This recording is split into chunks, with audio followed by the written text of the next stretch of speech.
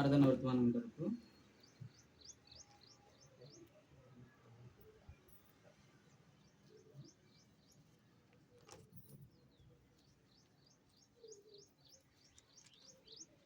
కీర్తన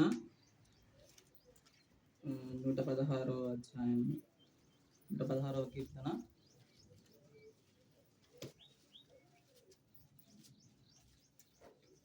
12-13 వచనాలు అందరం కలిసి చదువుకుంటాం. 116వ కీర్తన 12-13 వచనం అందరం కలిసి చదువుకుంటాం.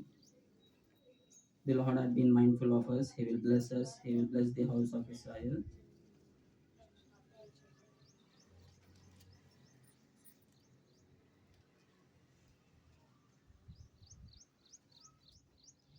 ప్రభు సాయం కొరకు ప్రార్థన చేసుకుంటాం. ప్రేమ నమ్మకం గల ప్రియాపల్లోకి తండ్రి, నీకు ఎంత వందనాలు స్తుతులు చెల్లిస్తున్నాం ప్రభు తండ్రి. ఈ దినంకై ప్రభు జ్ఞాపకం చేసుకొని మీ సన్నిధిలో మమ్మల్ని ఆరాధించి పూజించి కనపరచటకు తండ్రి మీ సమయాన్ని మాకు అనుగ్రహించి మమ్మల్ని అందరినీ సమకూర్చి ఇది మీ సన్నిధిలో తీసుకొని వచ్చినారు. దాన్ని బట్టి నీకు ఎంతో వందనాలు స్తుతులు చెల్లిస్తున్నాం. వచ్చిన బట్టి ఎంతో వందనాలు ప్రభు జ్ఞాపకం చేసుకుంటారండి. సహాయం దయచేయండి ప్రభు. నీ వాక్యం బోధించుండగా మాకు మీ జ్ఞానం అనుగ్రహించము. తండ్రి మేము ఆరాధించుటకు తండ్రి మీ మాటలు మాకు అనుగ్రహించము.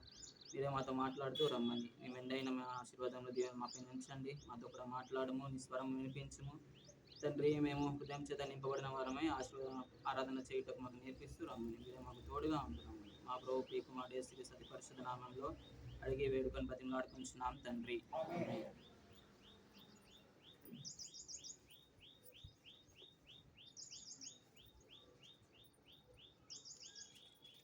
కీర్తన 116 12-13 వచనంలో యెహోవా నాకు చేసిన ఉపకారాలన్నిటికీ నేనేమీ చెల్లించదను.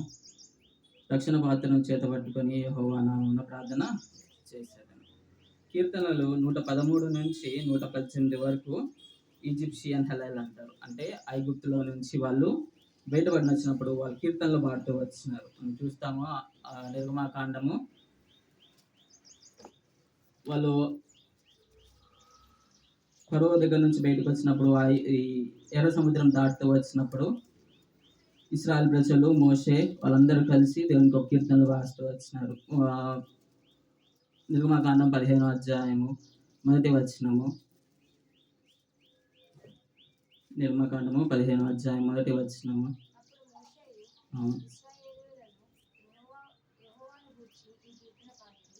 యెహోవాను గూర్చి ఈ కీర్తనను పాడి ఎప్పుడైతే వాళ్ళకి విడుదల వచ్చిందో వాళ్ళు ఒక కీర్తనను పాడుతూ వచ్చినారు. ఆ కీర్తనలో కొన్ని ఇక్కడ కూడా రాస్తూ వచ్చినారు. 113-118 వరకు అవే కీర్తనలు. దాంట్లో నుంచి ఒక భాగం మనం తీసుకుంటాము ఈరోజు ఆరాధన కొరకు. కీర్తన 116.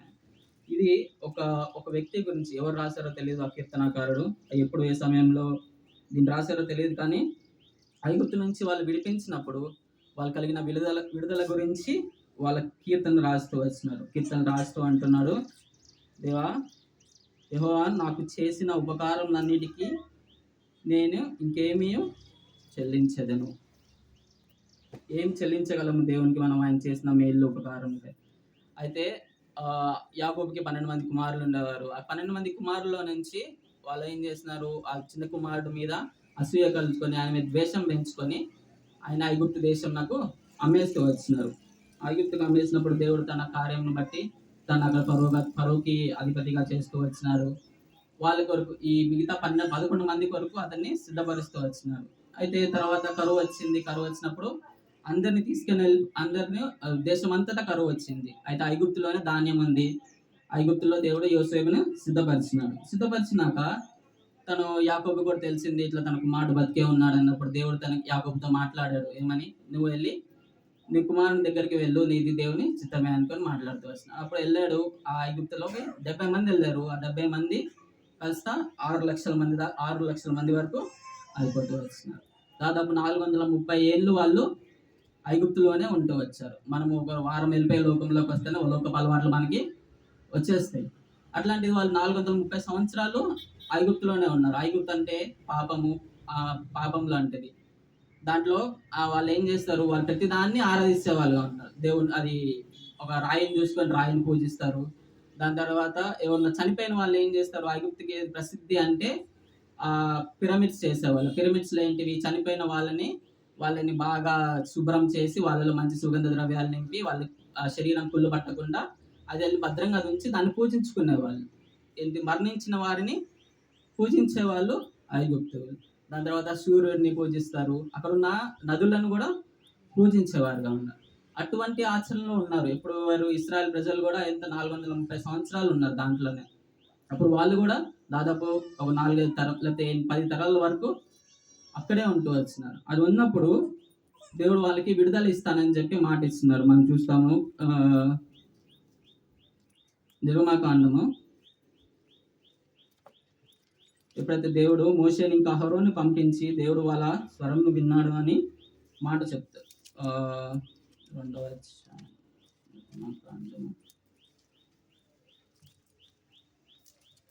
క్షమించండి 4వ అధ్యాయము ఆఖరి వచనం 4వ అధ్యాయం ఆఖరి వచనంలో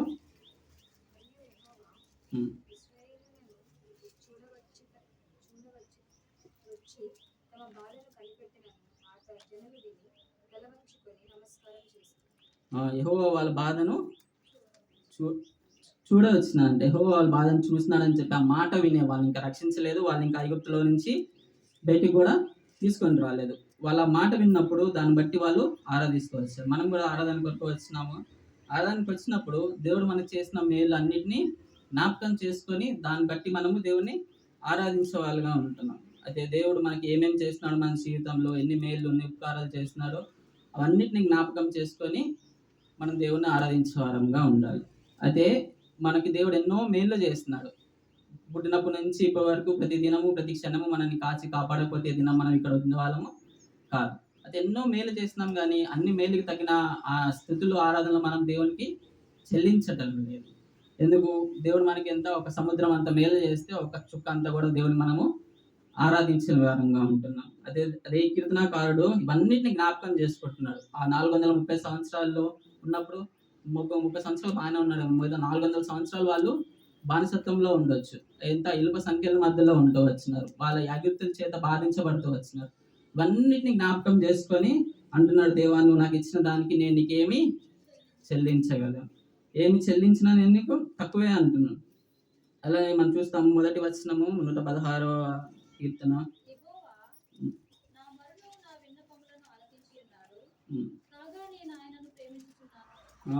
దేవుడు మన మొదలను ఆలకించినాడు కాబట్టి మనము ప్రేమిస్తున్నాం. మన ప్రేమ ఎప్పుడు మనలా ఎప్పుడు కండిషనల్ గా ఉంటుంది. దేవుడు మనం ప్రేమిస్తేనే ప్రేమిస్తాము, ఎవరైనా మనకి మంచి చేస్తేనే ప్రేమిస్తాము. లేకపోతే ఎవరైనా మన శత్రువులు ఉన్నారు, లేకపోతే మనం కీడు చేశారు, మనకి జీవితకాలం అంతా కీడు చేశారు, వాళ్ళకి మేలు చేసే అవకాశం మనకు వచ్చినా కూడా మనం మేలు చేయము. మనది ఎప్పుడు కండిషనల్ లవ్గానే ఉంటుంది. కానీ దేవుడు ఆయన మొదట మనలను ప్రేమించాం, మన నుంచి ఏది ఆశించి ప్రేమించలేదు. మనం చూస్తాము మొదటి యోహాను 4వ అధ్యాయము, మొదటి యోహాను పత్రిక 4వ అధ్యాయము 19వ వచనం.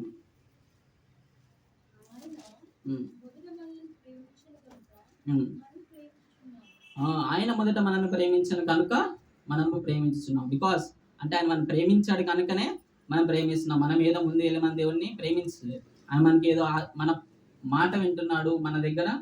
ఇది 116వ అధ్యాయం మొదటి వచనం రాస్తున్నాడు, యెహోవా నా మొరను నా విన్నపములను ఆలకించి ఉన్నాడు కాగా నేను ఆయనను ప్రేమించిన. కాగా మనం ఇప్పుడు కండిషనల్స్ లా ఉంటుంది, కానీ దేవుని దగ్గర అన్కండిషనల్ ఉంటుంది. ఆయన మనం చూస్తాము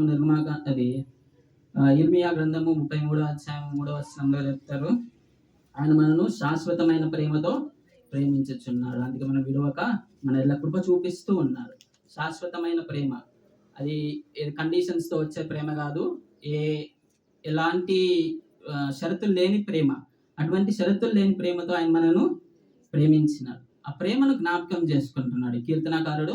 ఆ ప్రేమను జ్ఞాపకం చేసుకొని చెప్తున్నాడు, దేవా నువ్వు నా మొరను ఆలకించినావు, నా విన్నపములను ఆలకించి ఉన్నావు, నా మొరను నా విన్నపములను రెండింటినీ ఆలకించినావు కనుక నేను నిన్ను ప్రేమించుచున్నాను. అలానే అంటున్నాడు తర్వాత కింద 2వ వచనంలో,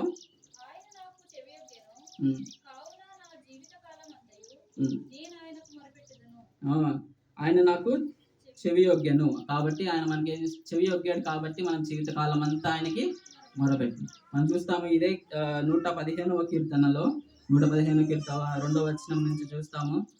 మా ఆహ్, దేవుడు ఏడి అని హ్మ్. అన్యజనులు ఎందుకు చెప్పుకొందురు? మా దేవుడు ఆకాశమందున్నాడు. తనకిచ్చ వచ్చినట్లుగా సమస్తమును ఆయన చేయుచున్నాడు. హ్మ్.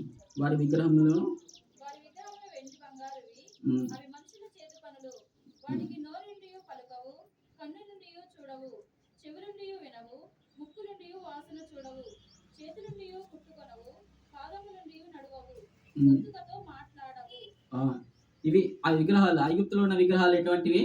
వాటికి వెండి బంగారంతో తయారు చేసిన మనుషుల చేత తయారు చేయబడినవి. వాటికి నోరుండి కూడా పలుకవు, కళ్ళుండి కూడా చూడవు, చెవులుండి వినవు, ముక్కుండి వాసన చూడవు, చేతులుండి కూడా అవి ముట్టుకొనవు, పాదములుండి నడవవు.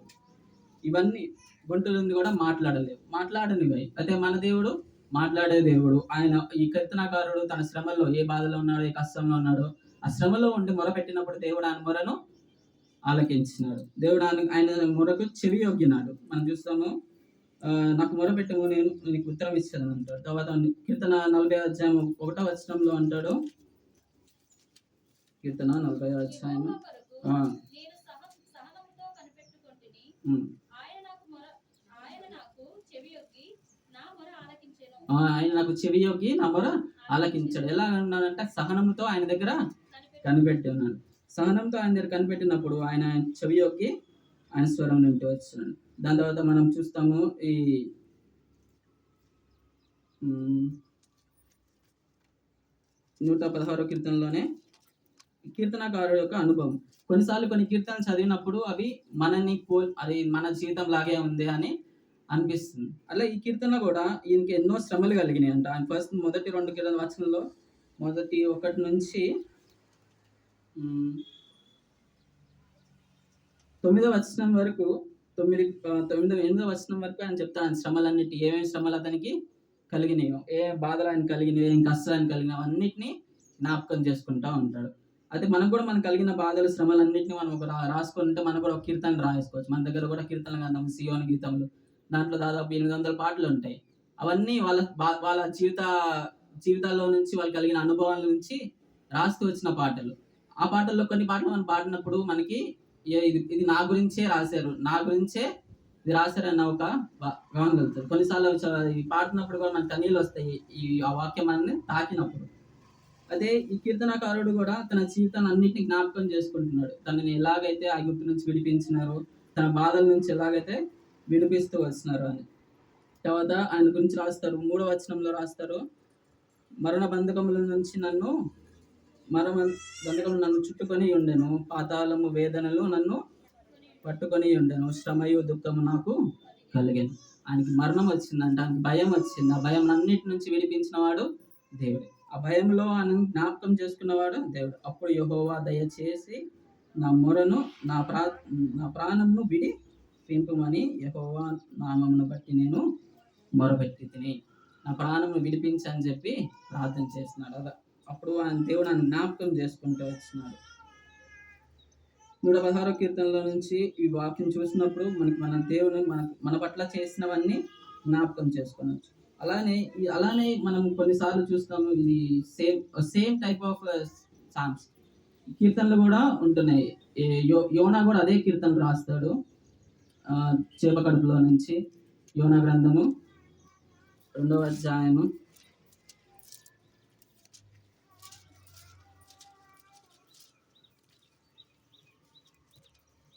యోనా గ్రంథం 2వ అధ్యాయంలో రాస్తాడు.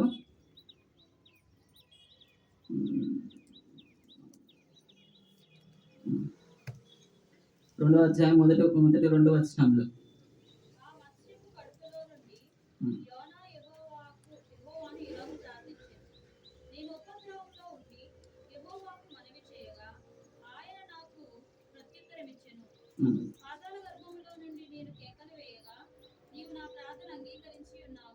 పాతాళ గర్భంలో నుంచి ఆయన కేక వేయగా దేవుడు ఆయన స్వరం పాతాళ గర్భంలో నుంచి కూడా ప్రార్థన ఆయన చేయనప్పుడు ఆయన స్వరమును దేవుడు వినేవాడుగా ఉంటున్నాడు. యోనా కూడా తన కష్టంలో వచ్చినప్పుడు, తన బాధ వచ్చినప్పుడు అవన్నిటి జ్ఞాపకం చేసుకున్నాడు. ఎలా ఇప్పుడు ఆయన సముద్రంలో పడేసినప్పుడు ఆయనకి మరణం తప్ప వేరే దిక్కు లేదు. దేవుడైతే ఆయనని నినివేకెళ్ళమంటే అక్కడి నుంచి తార్షీష్‌కి వెళ్తూ వచ్చినప్పుడు దేవుని ఆజ్ఞను వినకుండా వెళ్తూ వచ్చినప్పుడు అక్కడ దేవుని ఉగ్రత వచ్చింది. ఆయన తీసుకెళ్ళి సముద్రంలో పడేశారు. పడేసినప్పుడు ఆయన మరణంనకు చేరువగా ఉంటున్నాడు. మరణంనకు చేరువగా ఉన్నప్పుడు దేవుడు ఒక మచ్చను పంపించి దాన్ని కాపాడుతూ వచ్చినాడు. కాపాడినప్పుడు ఆ జ్ఞాపకం చేసుకొని దేవునికి కృతజ్ఞతలు చెల్లిస్తున్నారు. 2వ అధ్యాయము 1-9 వచనముల వరకు తన ప్రార్థన చేస్తూ వచ్చినాడు. నేను ఎలా కాపాడుతూ వచ్చు. మన లాస్ట్‌లో చూడొచ్చు. 2వ అధ్యాయం 9వ వచనంలో కృతజ్ఞతాస్తుతులు చెల్లించి హ్మ్. నేను నీకు బలులు అర్పింతును. హ్మ్. నేను మొక్కుకున్న మొక్కుబడులను చెల్లింపక మానను. యెహోవా యొద్దనే రక్షణ దొరుకును అని ప్రార్థించాను. యెహోవా యొద్దనే రక్షణ కొను. ఆయన ఏదైతే మొక్కుబడులు ఏదో మొక్కుకున్నాడో ఆ మొక్కుబడులన్నిటిని తీరుస్తా ఉంటాడు. అదే మనం కీర్తనలో కూడా 116వ అధ్యాయంలో కూడా చూస్తాము. 116వ అధ్యాయము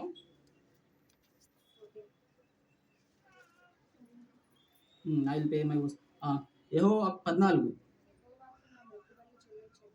హ్మ్. ఆయన ప్రజలందరి ఎదుటనే చెల్లించెదను. యెహోవాకు నా మొక్కుబడులను చెల్లించదని. ఎందుకు? ఆయనకు చేసిన ఏదైతే మేలు చేసినాడో, ఏదైతే ఉపకారం చేసినాడో మరణం నుంచి కాపాడినాడంట. మరణ బంధకముల నుంచి మరణ బంధకాలు నన్ను చుట్టుకొని ఉండగా పాతాళపు వేదన నన్ను పట్టుకొని ఉండెను. శ్రమయు దుఃఖము నాకు కలిగాను. ఇవన్నీ దుఃఖంలో నుంచి విడిపించినాడు, శ్రమల నుంచి విడిపించినాడు. అయితే మన దేవుడు ఎటువంటి వాడంట? 8వ అధ్యాయంలో రాస్తున్నారు. 8వ వచనం 116:8లో మరణం నుండి హ్మ్. నా ప్రాణమును, హ్మ్. కన్నీరు విడవకుండా నా కన్నులను, హ్మ్. జారి పడకుండా నా పాదములను తప్పించి ఉన్నావు. మరణము నుండి నా ప్రాణమును, కన్నీళ్లు విడవకుండా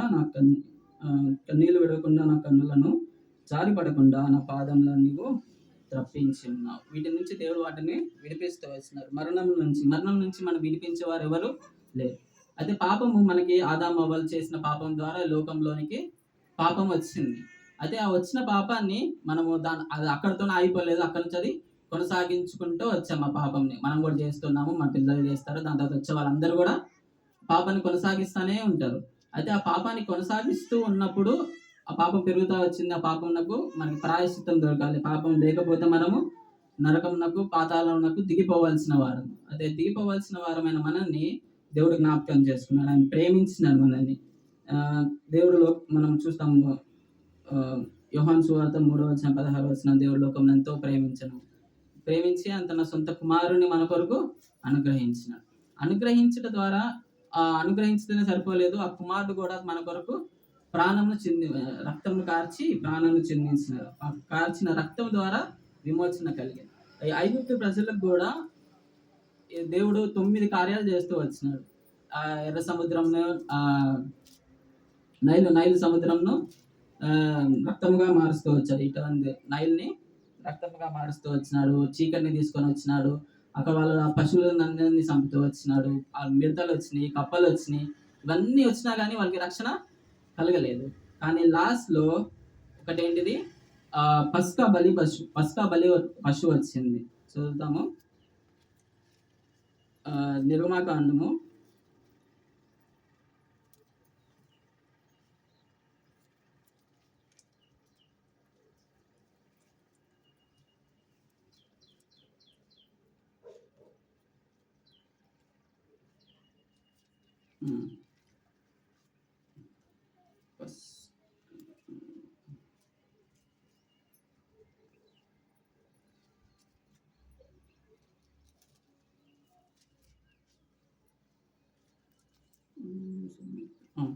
12వ అధ్యాయము 1 నుంచి మనం చూస్తాం. ఇవన్నీ వాళ్ళు రాస్తారు. ఎలా పస్కాను ఆచరించాలి అని. ఆ పస్కాను ఆచరించుటకు ఒక గొర్రెపిల్లని తీసుకొని రావాలి. ఆ గొర్రెపిల్లను 10వ రోజు తీసుకొని రావాలి. 10వ రోజు తీసుకొచ్చి ఇంట్లో పెట్టుకోవాలి. 14వ రోజు వరకు దాన్ని మన ఇంట్లోనే ఉంచుకొని 14వ రోజు సాయంత్రం దాన్ని దేవునికి దాన్ని బలర్పించి ఆ రక్తాన్ని ఎక్కడ అంటించాలి? మనకి ఇంటి గుమ్మముల మీదకి అంటించాలి. ఆ నిలువు కొమ్మల మీదకి, అడ్డ కొమ్మల మీదకి, రెండింటి మీదకి దేవుడు ఆ రక్తం అందించినప్పుడు ఆ రాత్రి ఏం చేస్తుంది? మరణదూత అక్కడి నుంచి పోతుంది. ఆ మరణదూత పోతున్నప్పుడు ఆ రక్తం ఏ ఇంటి మీద అయితే ఉంటుందో ఆ ఇంటి మీదకి మరణము రాదు. ఆ రక్తం ఏ ఇంటి మీద లేకపోతే ఆ ఇంటి మీదకి మరణము వస్తుంది. చూస్తాము 12వ అధ్యాయము 13వ వచనము. మీరున్న ఇండ్ల మీద ఆ రక్తము హ్మ్. మీకు గుర్తుగా ఉండును. హ్మ్. నేను ఆ రక్తమును చూసి మిమ్మల్ని నశింపచేయక దాటిపోయేదను. హ్మ్. నేను ఐగుప్తు దేశమును పాడు చేయుచుండగా మిమ్ము సంహరించుటకు తెగులు మీ మీదికి రాదు. ఆ! ఐగుప్తు మీదకి ఏమొస్తుంది? తెగులొస్తుంది. ఆ తెగులు మన మీదకి రాకుండా ఉండాలంటే ఆ రక్తము ప్రతి ఇంటి గుమ్మం మీద ఉండాలి. ఆ రక్తం ఉంటేనే విమోచన. ఆ రక్తం ద్వారా దేవుడు మమ్మల్ని విమోచించినాడు. ఆ విమోచన ద్వారా మనం ఈ దినము దేవుని దగ్గరకొచ్చి మనము రక్షణ చెల్లించుతున్నాం. అదే మనం గూడా మనం చేసిన మేలు ఈ కీర్తనకారుడు ఎలాగైతే తనకి ఐగుప్తులో దేవుడు చేసిన మేలుని జ్ఞాపకం చేసుకుంటున్నాడు. మరణం నుంచి దేవుడు విడిపించినాడు. ఆ శ్రమ నుంచి, ఆ పాతాళం నుంచి దేవుడు అతన్ని విడిపించినాడు. ఎట్లా? తన కృప చేత. 6వ వచనంలో చూస్తాము. 5వ వచనంలో యెహోవా దయాళుడు, నీతిమంతుడు, మన దేవుడు వాత్సల్యత గలవాడు. కాబట్టి మనల్ని రక్షించినాడు. ఆయనకి రక్షించుకోవాల్సిన అవసరం లేదు. మనల్ని తీసేసి ఇంకొక మనిషిని తయారు చేసుకోవాలి. మనం తయారు చేసిన దేవుడు ఇంకో మనిషిని తయారు చేయలేడు. పాపం లేకుండా చేయొచ్చు. కానీ మనం ప్రేమించినాడు. మనం విమోచించడానికే ఈ లోకంలోకి వచ్చినాడు. అయితే ఈ శ్రమలో ఉన్నప్పుడు ప్రతి ఒక్కరికి ఒక కీర్తన వస్తుంది. ఆ శ్రమలో నుంచి విడిపించినప్పుడు మనల్ని ఎవరన్నా ఎక్కడన్నా మనం కాపాడినారనుకోండి, ఆయనకి ఎన్నో సార్లు థాంక్స్ చెప్తాము. ఎందుకు? ఆయన మనల్ని రక్షించారని అది మనం ఎరిగాం కాబట్టి. ఒకవేళ ఆయన రక్షించడం మనం ఎరగపోలేదని ఎరగని వారమై ఉంటే అని చెప్పం మనం. ఇప్పుడు ఒకవేళ మనం వెళ్తున్నాము, వెనకాల నుంచి బండొస్తుంది. ఆ బండి మనం చూడట్లేదు వెనకాల. ముందు నుంచి నడుస్తా వచ్చాము. ఆయన వెనకాల మన దగ్గరకు వచ్చినాడు. ఆ టైంలోనే బ్రేక్ ఏసినాడు అనుకోండి. సర్లే దగ్గరకొచ్చి బ్రేక్ ఏసాడేమో అనుకుంటాం గానీ, మరణం మనకొచ్చిందని తెలీదు. తెలీదు కాబట్టి థాంక్స్ అని చెప్పం మనం. మనల్ని రక్షించినందుకు. ఒకవేళ మనం ఆయనకి ఎదురుగా వెళ్తున్నాం అనుకోండి. ఎదురుగా వెళ్తాం, బండి మన దగ్గరకొచ్చింది. ఎవరో ఒకరొచ్చి మనల్ని రక్షించినారు ఆ టైంలోనే. రక్షించినప్పుడు మనం ఆయనకి ఎంతో థాంక్స్. ఎందుకు? ఆ రక్షణను మనము గుర్తించాము. ఆ రక్షణ ఆయన చేసిన మేలును గుర్తించాము. అది కీర్తనకారుడు కూడా తను చేసిన మేలులను గుర్తిస్తున్నాడు. గుర్తించి అంటున్నాడు, దేవా నేను నీకే ఇదే 12వ వచనంలో రాస్తాడు, యెహోవా నాకు చేసిన ఉపకారములన్నిటికీ నేను నేను ఆయనకి ఏమి చెల్లించగలను. అడుగుతున్నాడు దేవునికి, నేనేమి చెల్లించగలను. మనం ఏమన్నా చెల్లించగలమా? ఆయన సృష్టికర్త. ఆయన మన సమస్తమును అనుగ్రహించిన వాడు. ఆయన ఇచ్చిన వాటిని కూడా మనం ఆయనకి ఏమీ చెల్లించలేము. ఆయన చెల్లించలేక ఏమంటున్నాడు, రక్షణ పాత్రను చేత పట్టుకొని యెహోవా నామమున నేను ప్రార్థన చేసేదను. ఆయనకి నేను నా కృతజ్ఞతాస్తుతులను చెల్లించేదని అంటున్నాను. ఆయన రక్షణ పాత్ర మన చేతిలోకి రావడానికి ముందు దేవుడు ఏం చేస్తున్నాడంటే తన చేతిలోకి మన మరణ పాత్రను తీసుకుంటూ వచ్చినాము. చూస్తాము మత్తయి సువార్త 26వ అధ్యాయము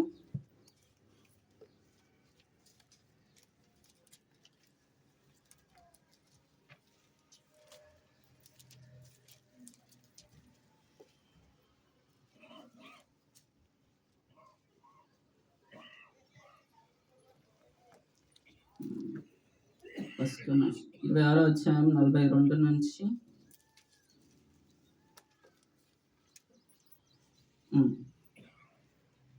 42. 26వ అధ్యాయం 42వ వచనము. మరలా రెండవ మారు వెళ్ళి, నా తండ్రి, నేను దీనిని తాగితేనే గాని ఇది నా యుద్ధలను తొలగిపోవు సాధ్యము కాని ఎడల నీ చిత్తమే సిద్ధించుగాక అని ప్రార్థించాను. అని మన చేతిలోనికి రక్షణ పాత్ర రావడానికి ఆయన ఏం చేస్తున్నాడు? మరణ పాత్రను ఆయన తీసుకుంటూ వచ్చాడు. తండ్రి దగ్గర అడుగుతున్నాడు, దేవా ఇది ఈ చిత్తమే కదా, నువ్వు ఒకవేళ ఇది నా నుంచి తొలగించవచ్చు. ఒకవేళ దేవుడికి సర్లే ఇది రక్షణ, ప్రాణం పోకుండా ఏదైనా రక్షణ వస్తుంది అంటే నా నుంచి తీసివేసి అని అడుగుతున్నాడు. కానీ ప్రాణం పోకుండా మనకి పాపక్షమాపణ లేదు. రక్తం చిందించకుండా మనకి పాపక్షమాపణ లేదు. అయితే ఆయన మన కొరకు ఏం చేస్తున్నాడు? ప్రాణాన్ని బలిగా అర్పించినాడు. అర్పించి మన కొరకు ఆయన బలిగా అయితే వచ్చినాడు. అవ్వటం ద్వారా మనకి రక్షణ పాత్రను చేతిలోకి వచ్చింది. ఆ రక్షణ పాత్రను ఎత్తుకొని ఇది మనము ఆరాధించిన వారంగా ఉన్నాం. ఆరాధన అనేది దేవుడికి మనం చేసిన మేలన్నిటినీ జ్ఞాపకం చేసుకొని మనలో నుంచి రావాల్సిన ఒక స్పాంటేనియస్ రియాక్షన్. ఎవరో మనకి గుర్తు చేస్తేనో రావాల్సింది కాదు. అది మనకి వెంటనే మన హృదయంలో తాకినప్పుడు వెంటనే అది రావాలి. మనం చూస్తాము. అలానే యెషయా గ్రంథం 38వ అధ్యాయంలో కూడా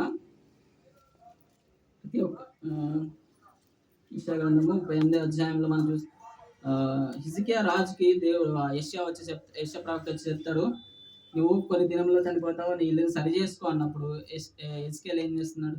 అది మా పడక మీదనే గోడ వైపు తిరిగి దేవునికి ప్రార్థన చేస్తాడు. ప్రార్థన చేసినాక దేవుడు ఏం చేస్తాడు? అతని మొరను ఆలకించి అతని జీవితంలో 15 సంవత్సరంలో అతని జీవితాన్ని పొడిగిస్తాడు. పొడిగించినప్పుడు కూడా అతను చెప్తాడు, మరణం నుంచి నన్ను కాపాడాడు కాబట్టి అక్కడ నుంచి తను ఒక కీర్తన రాస్తూ వస్తాడు. మళ్ళీ 10వ వచనం నుంచి 20వ వచనం వరకు ఆయన కీర్తన రాస్తాడు. ఇదిగో 10వ వచనంలో 10వ వచనం చదవండి. 38, 10. నా దినముల ఉమ్. మధ్యాహ్న కాలమందు నేను పాతాళ ద్వారమున పోవలసి వచ్చెను. పాతాళ ద్వారం దగ్గరికి పోవలసి వచ్చిన ఆ పాతాళ ద్వారం నుంచి ఏం చేస్తున్నాడు? దేవుడు తన ప్రాణంని విమోచించి ఒక 15 సంవత్సరాలు తన జీవితాన్ని పొడిగిస్తూ వచ్చినాడు.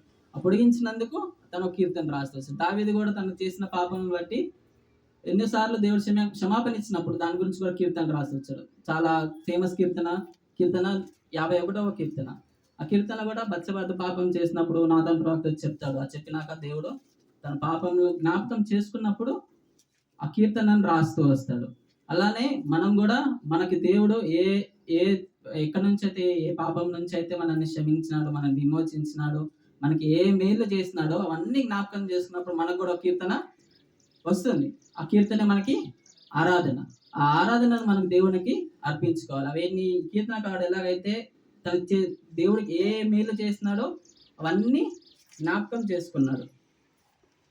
కీర్తన 116 వచనం 1 నుంచి 8 వరకు అతను ఏం చేసినాడు? తనకి ఏ మేలు చేసినాడు, ఎలా పాపం నుంచి, పాతాళం నుంచి, మరణం నుంచి తను విడిపించినాడు, అన్నిటిని జ్ఞాపకం చేసుకొని దేవునికి హృదయం చేత నింపబడిన వాడే దేవుడిని అడుగుతున్నాడు, దేవా నేను నీకేమి చెల్లించగలను. మనం కూడా హృదయం చేత నింపబడిన వారం అయితే దేవునికి స్తుతించకుండా ఉండలేము, దేవుని అడగకుండా ఉండలేము. దేవా నేను నీకు ఏమి ఇవ్వగలను ప్రభువా? నా ఆరాధన తప్ప, నా స్తుతులు తప్ప దేనికి ఏమి ఇవ్వలేను. ఏమి ఇచ్చినా దేవునికి మనము రుణస్థులమే, ఎందుకంటే మన ప్రాణంను విమోచించినాడు. సో మనం కూడా దేవుని దగ్గరికి వచ్చినప్పుడు మనము ఆరాధన చేత దేవుణ్ణి ఆరాధించాలి. తర్వాత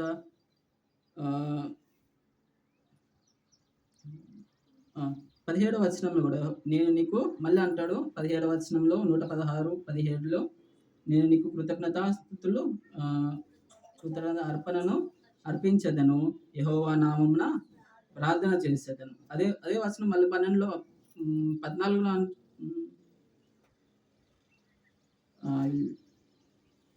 I will pay my vows. 14లో I will pay my vows అని అదే సేమ్ మళ్ళీ 18లో కూడా అదే మాటను అంటున్నాడు. దేవా నేను నీకేం ఇవ్వగలను, నా కృతజ్ఞతాస్తుతులను మీకు చెల్లించదను. అవి మాత్రమే దేవునికి మనము ఇవ్వగలం. అవే దేవుడు కూడా మన దగ్గర నుంచి కోరుతున్నాడు. దేవుడు కోరిన వాటిని మనము ఇవ్వవలసిన వారు. అదేదో దేవుడు అడుగుతున్నాడు కాబట్టి నువ్వు ఇవ్వాలని కాదు, అది నీ బాధ్యత. నువ్వు దేవునికి ఇవ్వాలి. దేవునికి నీ నుంచి ఆరాధన కోరుతున్నాడు, ఆ ఆరాధన కూడా మనము ఇవ్వాలి.